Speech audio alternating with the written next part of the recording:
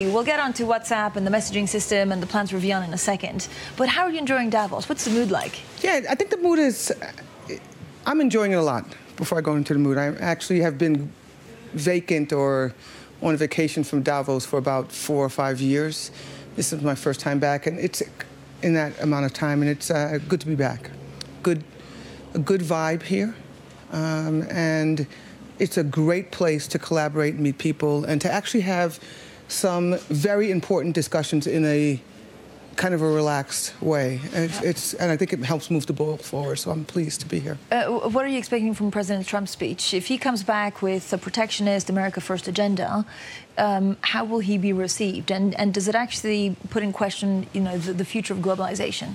I don't think that there's much that can be said right now that would surprise anyone. So I don't expect a lot of new thoughts or ideas from the president's speech, and I don't expect whatever he says to be too shocking to people, because I think that the shock factor has been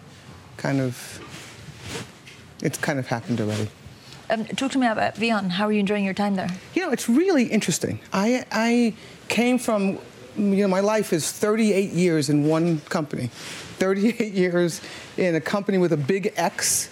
Xerox. Born and raised there, Xerox. Born and raised there. Left for a little while and then got the opportunity to jump into a completely different industry with similar challenges. So Xerox had to go through a fundamental transition from analog to digital, had to go through a rebranding of itself under the same name, but a repositioning. And Veon is the same thing, from analog to digital, and a rebranding from Vimpelcon to Veon. It is an industry that is ripe for change, and Veon's approach is from a telecom company only to a tech and telecom company. And we are positioned well to do it, and we're in great markets to do it. So I'm really excited to be here. But you're in one of the most disrupted industries, right? As you're saying, we're always addicted to our WhatsApp. A lot of people are. How difficult is it being a little bit behind the curve and trying to disrupt that industry? Yeah, I think that it's, for Veon, it's an ideal time, primarily because of the markets that we serve and our position in those markets. We are Eurasian, Russian market, Eurasian market, Algeria. So these are markets that people generally don't run to serve. Veon happens to be number 1 or number 2 in all of these markets, so very well positioned. 250,000 clients that we have, and more than a billion people that we should be able to serve relatively easy by just staying focused on those markets and giving them access to more digital services, and that's what we're focused on.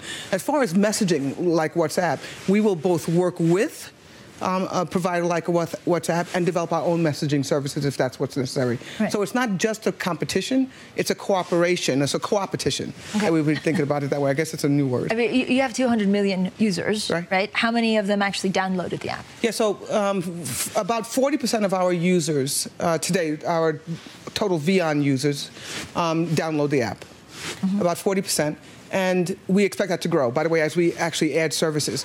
Downloading the app is not the only thing, the most important thing. You need to use it afterwards. And that's a set of activities that we're really trying to improve on. So how sticky is the app? And that's more and more services that we have to add. But so this is an app for everything, right? So I'm in Davos. I'm not sure Uber's operating, especially with this kind of traffic. But if there was an Uber service, I can get an Uber, order. You would be able to basically get any kind of digital services. But our app is as much about care for the client. So you can actually top up your services.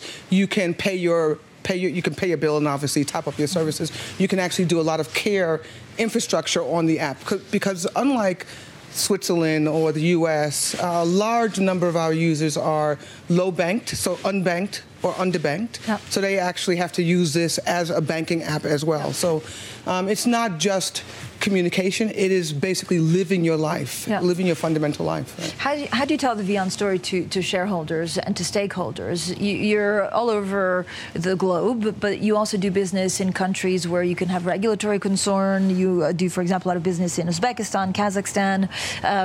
There's, I guess, significant currency fluctuations. So how do you hedge all of those risks? Yeah, the risks are Veon and to the industry. There are challenges to both Veon and to the industry. We tell a story in 3 different ways, all under the same core telco to tech infrastructure and voice. So to shareholders, we talk about improving our fundamental operations. So growing the top line, delivering profitability, and strong cash flow. That's the message. By the way, the great news is we're performing on all 3 of those items, growing the top line, increasing our earnings, and delivering strong cash flow. For clients, it's all about, we're going to make your life easier. We're going to make your life easier by making this device your portal to the rest of the world, your communications device, your management device, your financial services device, and as we continue to grow, your educational infrastructure advice, a lot of different services on that. And to governments, it's about keeping us strong, working closely with us so that we can be a provider to your citizens, right? And a strong taxpayer, not an overtaxed provider, but a strong taxpayer as well. But everyone's trying to make my life easier. I spoke to 3 banking CEOs that are trying to make my life easier. Are you concerned that Facebook suddenly says, actually, I want to make your life easier, and that's the brand that I recognize? I think that, are we concerned about that? We would be happy if we could work in an environment where a company like Facebook with Veon can provide more and more services to the clients that we're serving. We are in environments and markets that you don't hear a lot about every day, unless it's in some kind of a strife. We serve clients in Armenia. We have clients in Georgia. We have clients in Russia and Uzbekistan, and we have to focus on our countries and making sure that we're a great provider of services to the clients in our countries. Every day in the press, there's a story or another about the Me Too movement. Has that, that talk arrived in Davos, and are the CEOs here doing something about it? For sure. It's interesting. When I got here yesterday morning, my agenda is pretty full, and all kinds of meetings, but a lot of panel discussions as well. And I had one last night, and I'll have another one tonight, that was focused on either by design or we kind of migrated to this, how do we increase access and success for women and girls? How do we increase the voice of women and girls? How do we increase the strength of women and girls? So I know it's part of the Veon, part of the message here, but it's a topical thing around the world. Right, but are they actually, are a lot of the CEOs translating the talk into action? Or does it remain talk? I think that I'm going to be skeptical until we start to see real action. So right now, I think it's largely talk. But I do know that the more that you talk about it, the harder it's going to be to avoid doing something about it. So I am happy today that at least a conversation is happening. And it's happening in such a way that people can't avoid it, and you can't avoid the conversation. So you have to at least listen, even if you don't buy it, right? So I think right now we have a really amazing amount of tailwind